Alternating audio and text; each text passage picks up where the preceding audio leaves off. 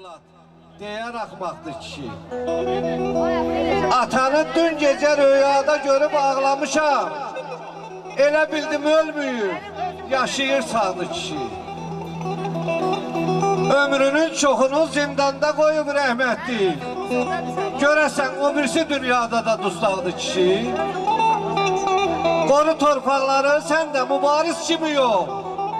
Deməsinlər sənə xəlvətdə qorxaqdı kişi.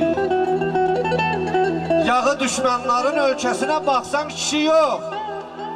Şükür olsun bizim vətəndə heylaqdır kişi. Məsəl var deyərlər, utananın oğlu olmuyor. Adam var, 5 oğlu var, yenə utancaqdır kişi. Biri vardı, kişidir, haradasa 80 yaşı var.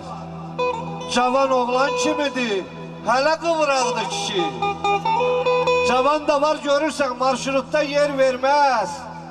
Gözü kördür, görmüyor, yaxşıdır, yaşlıdır, axsaqdır kişi. Məndən bütün kişilərə salam olsun, əziz dostlar. Maşallaha, böyük məmnuniyyətlə növbə verirəm. Buyursun, maşallah da bir oyun oynasın.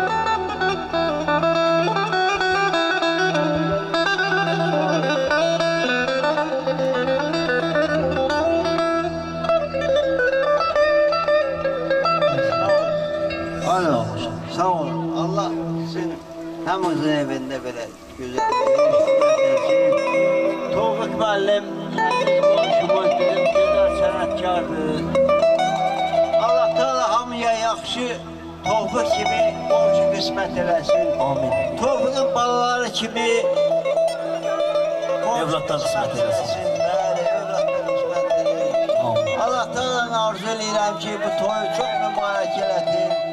Toyun sədası 7 bölükətdən gəlsin.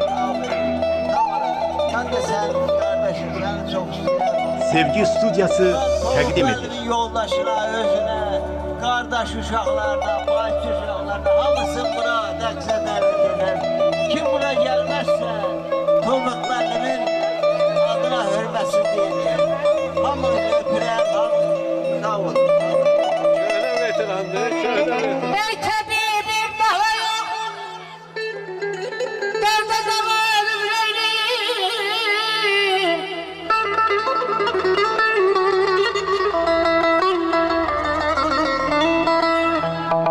Ey tabibim daha yok, derde zamanım neyleyim? Ot tutup yanmadadın, cismi de canım.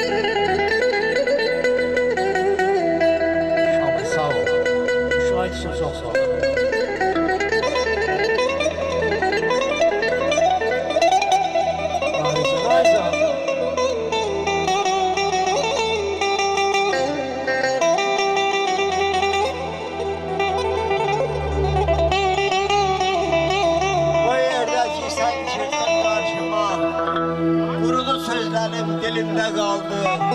İstədim bir dəstə gül verəm sənə. Almadım güllərim əlimdə qaldı.